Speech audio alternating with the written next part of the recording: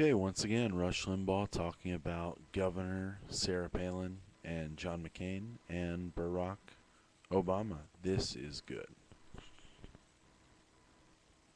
You imagine how Mrs. Clinton has to feel today, dissed by her own party on the 88th anniversary of women getting the right to vote and create the American welfare state. Great to have you with us here, folks. 800-282-2882. Guess where Obama and Biden started their campaign today? Beaver, Pennsylvania. Started their campaign today in Beaver, Pennsylvania, and they put out this statement. Today, John McCain put the former mayor of a town of 9,000 with zero foreign policy experience a heartbeat away from the presidency. Governor Palin shares McCain's commitment to overturning Roe versus Wade, the agenda of big oil, and continuing George Bush's failed economic policies. That's not the change we need. It's just more of the same, said Adrienne Marsh, Obama campaign spokeswoman. They are floundering out there. We may have wrested the women's vote away from the Democrats with this choice. She is the governor of a state that has just 100,000 fewer citizens than the state of Delaware. Delaware has 700,000 citizens. Alaska, 638,000, and some numbers, some additional numbers than that. She is an executive. She has a story. Foreign policy, no foreign policy experience. I said this last hour, and I think, folks, this is almost a rope-a-dope. Because in Barack Obama, Charles Krauthammer had a great piece yesterday. I'm just going to summarize it and then put it in my own words. He had a great piece yesterday on the fact that Barack Obama cannot tell his story. He hasn't told his story other than the story of his family, his Michelle Obama and two kids' family. But he doesn't tell anything of his achievements. There aren't any. He has nobody else speak of his achievements. There aren't any. All people do is speak of his qualifications. And his number one qualification, as offered in his speech last night, was that he's from the party of FDR and JFK. And that alone is supposed to solve everybody's problem with his lack of qualification. Sarah Palin, the governor of Alaska, is more qualified to be president than Barack Obama. Barack Obama doesn't have foreign policy experience either. Somebody tell me what it is. He has worked in the United States Senate for 143 days.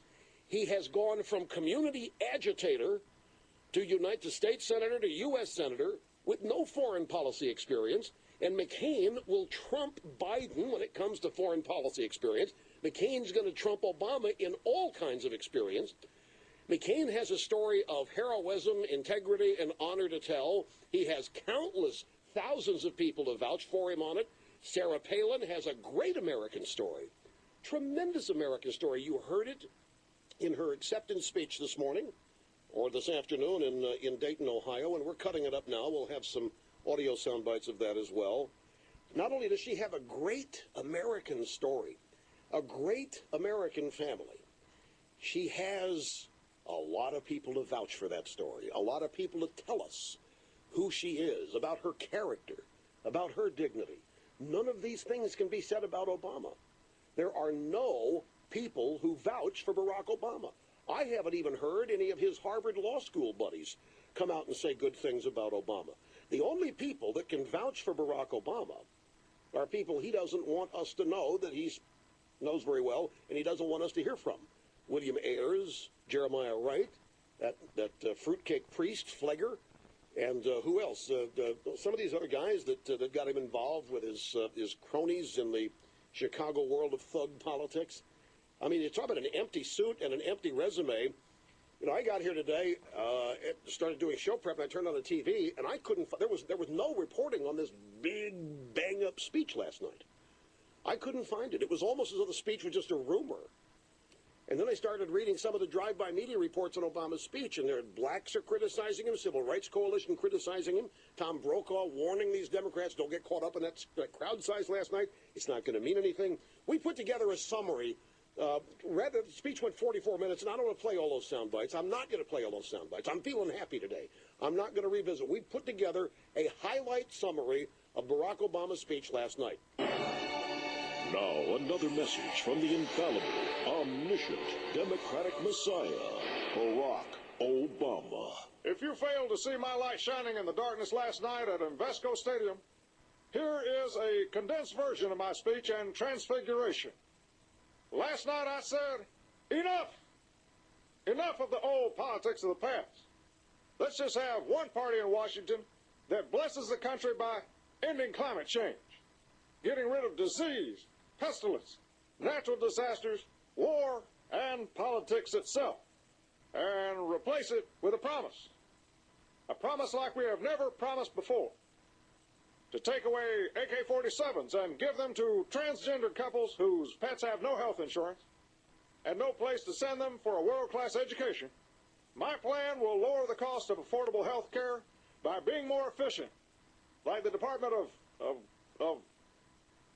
McCain refuses to admit we should lose this war, but we will invest in America, using the money earned by people's investment in themselves, their businesses, their 401k plans, and the communities in which they live, which is why we should agree that patriotism has no party. And forget Bill Ayers, whom I hardly knew for 20 years. Thank you. He actually said in his speech last night, he actually said, and, you know, the audience sort of looked a little stunned. He said, I am my brother's keeper. He actually said it. His brother lives in a hut. $12 a year. His brother lives in a hut, a shack, a 6-by-9-foot hut outside Nairobi. He is his brother's keeper. He hasn't even sent his brother a hut suite, hut style sign to put upside inside the hut. If he sent his brother $20, he'd come close to doubling his annual income. He is his brother's keeper. Anyway, about all they have to say is that I'm troubled by her lack of experience. This is going to come back to bite them, and I'll tell you something else. The Democrats are going to send out their liberal women. They're going to send out the Madeleine Albrights. I welcome that, by the way. They're going to send out their Jane Fondas. They're going to send out all of their women. I'll bet you we don't hear much from Hillary.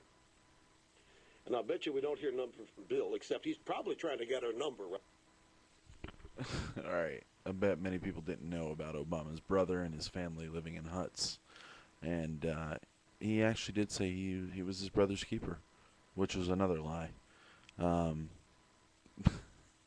There's nothing else to say. Nothing else to say here.